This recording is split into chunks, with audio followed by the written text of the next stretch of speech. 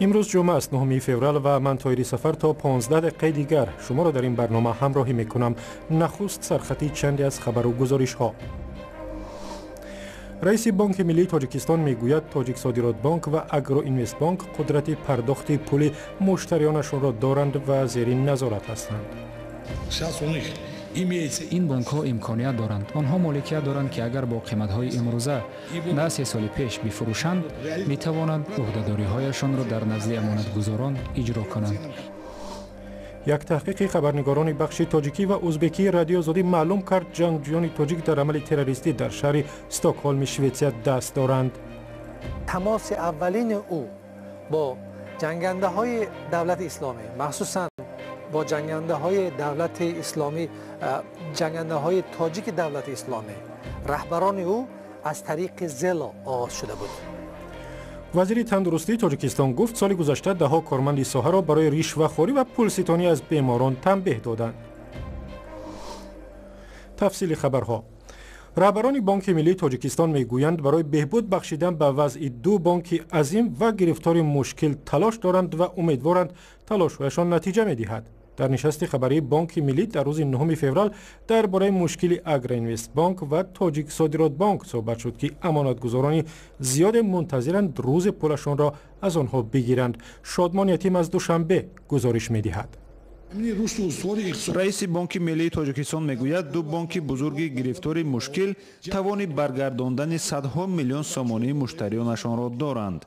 جمشید نور محمدزاده در یک نشست خبری در دوشنبه گفت تاجیک صادرات بانک و اگرو اینوست بانک 1.5 میلیارد سومانی پول مشتریانشان را برنگرداندند ولی اموال دارند که میتوانند فروخته پول آنها را بدهند.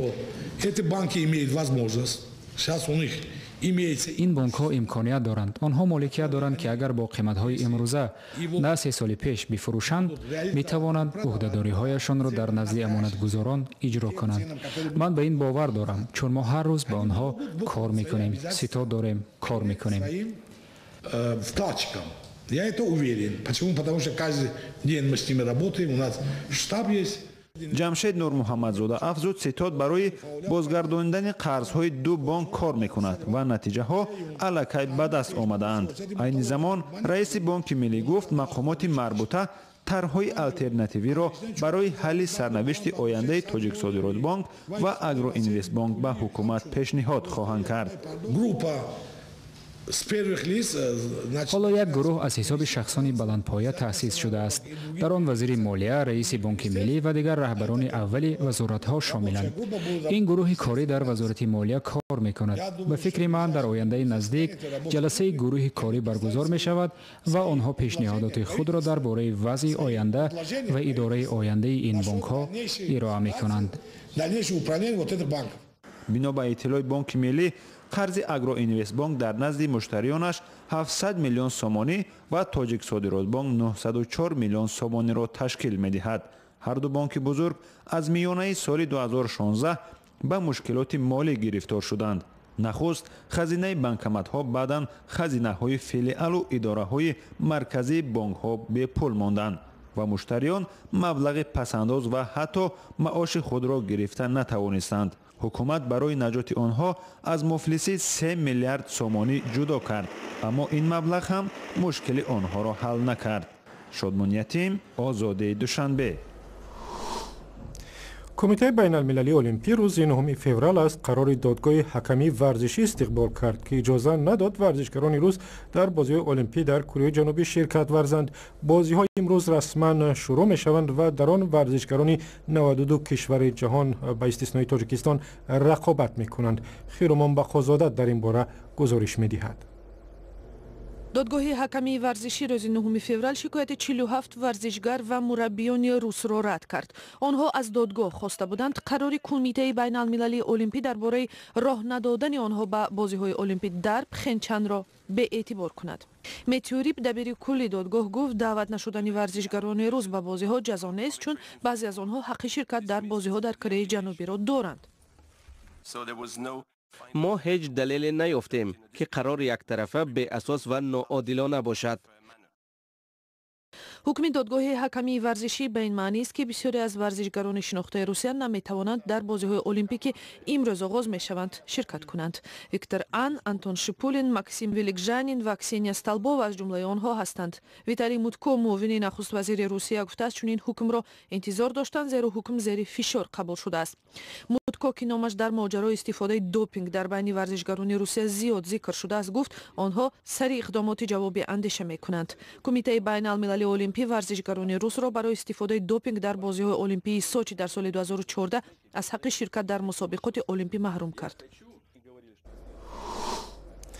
рӯзи 16 феврал дар Шветсия муҳокимаи Раҳмат Оқилов, як шаҳрванди Узбекистон, шурӯъ мешавад ки ӯро ба анҷоми хунинтарин ҳамлаи террористӣ дар он кишвар муттаҳам мекунанд. Раҳмат Оқилов соли гузашта бо як мошини борбар дар маркази Стокҳолм, пойтахти Шветсия, 5 нафарро кушту даҳо тани дигарро захмӣ кард. як таҳқиқи хабарнигорони бахши тоҷикӣ ва узбекии радиои озодӣ ҳамроҳ бо рӯзноманигорони швед маълум кард ки ин амали террористиро ҷангҷӯёни тоҷики гурӯҳи ба ном Давлати Исломӣ тарҳрезӣ карданд. таҳқиқ бар асоси маълумоти додистонии Шветсия ва ҳам мақомоти Тоҷикистон сурат гирифт. порчае аз ин филми 15 дақиқаиро ҳамроҳ мебинем.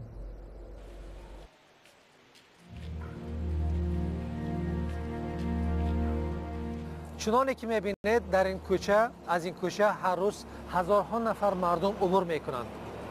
як сол қабл дар ин кӯча бадтарин ҳамлаи террористӣ содир шуд. содиркунандаи ин террористии хунин Раҳмат Оқилови 39 сола муҳоҷири нолегал аз Ӯзбекистон буд. 5 нафар кушта шуданд. ҷавонтарин қурбонии ҳамла духтарчаи 11 сола буд. 15 нафари дигар захмӣ шуда буданд. гарчи Раҳмат Оқилов муҳоҷири ғайриқонунӣ буд, аммо ҳам дар Шветсия ва ҳам дар Ӯзбекистон барои ҳамалот марбут ба террористӣ муҷозот нашуда буд. ҳоло дар минтақаи Вурбери атрофи Стокгольм сукунат доштани ӯ барои ҳамагон маълум гардид. охирин биное ки Раҳмат Оқилов зиндагӣ мекард ин бино буд. чуноне ки мебинед ин биноро алон доранд таъмир мекунанд. вале Раҳмат Оқилов барои ғӯтондани Стокгольм ба хун дар инҷо тайёрии худашро оғоз кард якчанд моҳ ва бомбаи дастиро ӯ дар ин чакалакзор, дар ин ҷангалзор омода кард. рӯзи 30 январ додситонии Шветсия расман Раҳмат Оқиловро дар ҳамлаи террористӣ муттаҳам кард. худи ҳамон рӯз полис аз натоиҷи бозрасии аҳли ҷомеаро огоҳ сохт. парвандаи ҳамлаи террористӣ ки тақрибан дар муддати 10 моҳ такмил шуд, аз 9000 саҳифа иборат аст. дар ин санад ҷузъиёти ҳар қадами Раҳмат Оқилов то ҳамла, ба ҳангоми ҳамла ва пас аз он баён шудааст. бино ба иттилои нерӯҳои амниятии Шветсия, ӯ ба танҳоӣ ин ҳамларо анҷом надодааст. ба таъбири ин манбаъ, Раҳмат Оқилов дар ҳамлаи террористӣ бо чанд нафар дар робита будааст. طبق گزارش از جمله آنها تنها یک نفر در شوئیس بوده، دیگران در خارج آن بودند. هویت این افراد آشکار نشده است. پلیس امنیتی شوئیس وجود مشکل‌ها را مشخص کردن هویت این افراد اعتراف کرد. حالا ما گره‌های مربوط به شخصیت و مکان آنها را باز کرده ایستادیم، اما بر اساس معلوماتی که ما داریم مشخص کردن شخصیت دشوار است. اما ما خلاصه های خود را داریم. این خلاصه ها بر پایه منابع اداره های حفظ حقوق تاجیکستان، حجت و معلومات های در تلفن موبیلی رحمت عاقلوف یافت شده، همچنین پژوهش جدی بخش های ازبکی و تاجیکی آزادی و خبرنگارانی شوئیس تهیه شده است. این از خلاصه های بازرسی دادستان کل شوئیس. ما نقطه های اصلی خلاصه بازرسی را به طور جدی آموختیم، بخصوص به آموزش افرادی با عاقلوف رابطه داشتن، علاقمند بودن تلاش کردیم. در این سندها که گفتم 9000 صفحه است، رحمت عاقلوف از طریق شبکه‌های مثل ادناکلاسنیکی، تلگرام و بخصوص زیلو به جنگره‌های آسیای مرکزی، بخصوص به تاجیکستانی‌ها تماس مستقیم داشته.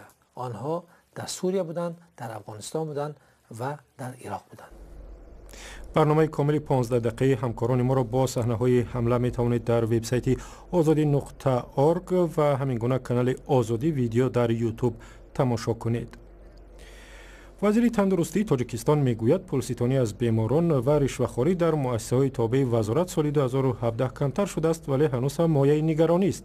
نسیم عالمزاده روز 9 فوریه ضمن یک نشست خبری در دوشنبه گفت برای رشوه‌خواری و پولستانی از بیماران سال گذشته 7 نفر را از کار راندند. در نشست خبری وزارت تندرستی گفتند بعضی از طبیبان برای جراحی پول می‌گرفتند.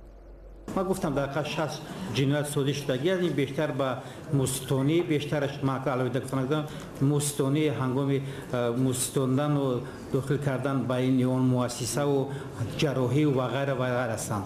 اگر تعلیم مختصر تکو شد میتونن که رسمی مراجعه کنیم و فکر نکنیم. در تاجیکستان طبابت بر اساس قانون رایگان است، ولی بسیاری ها از تمجوی در شفاخانه ها شکایت میکنند. 2 روز پیشتر آژانس مبارزه با کروپسیون خبر داد مدیر انبار مرکزی ولایتی حمایت اهالی از بیماری های سیل در منطقه کلاب را برای فروش داروی رایگان یک مؤسسه امدادی دستگیر کردند. به گفته آژانس مدیر از یک شهروندی محتاج برای داروی بیماری سیل 5000 سومانی طلب کرده است. ملاها در سومالی فتوا دادند که ختنه زنان در دین اسلام جایز نیست و این عمل بد نباید به زنان روا دیده شود. در فتوای وزارت دین سومالی آمده است آنهایی که زنان را ختنه میکنند جزا میگیرند و جبران عذاب دختران ختنه شده را باید بپردازند. ختنه زنان که در تمام جهان محکوم شده است هنوز هم در بعضی از کشورهای افریقایی زیاد است. کیوم مرسیتا در این باره گزارش میدهد. زنان قبیله پاکات در اوگاندا مراسم ختنه زنان را وانمود می کنند. همین زنان دختران را از 12 سالگی ختنه می کردند تا برای بلاغت و ازدواج آماده شوند. با منع ختنه زنان در اوگاندا از سال 2010 در این محل ختنه را بس کردند، ولی به گفته سازمان ملل در دیگر گوشه ها پنهانی ادامه دارد. طبق تخمین ها 90% زنان قبیله پاکات ختنه شدند.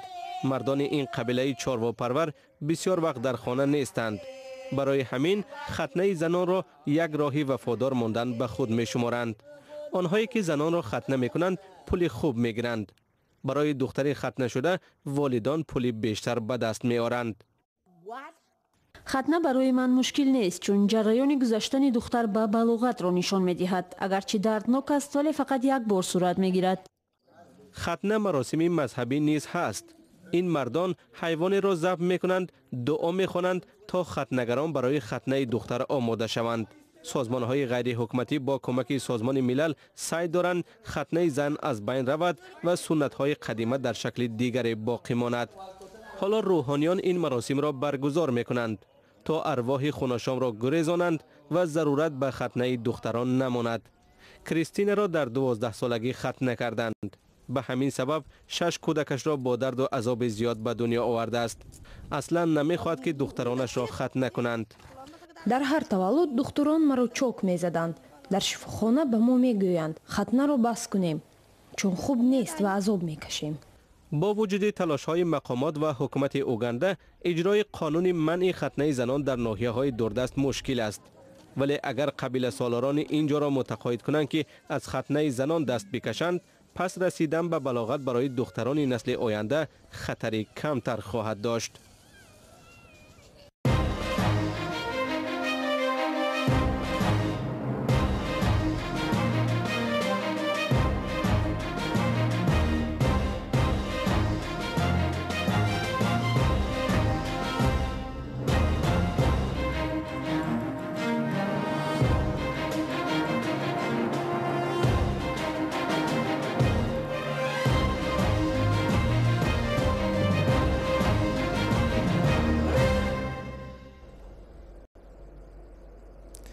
گروهی از افرادی که زبان اسپرانتو را می‌دانند تصمیم گرفتند در پایتخت تاجیکستان انجمن بین المللی دانندگان این زبان را برگزار کنند.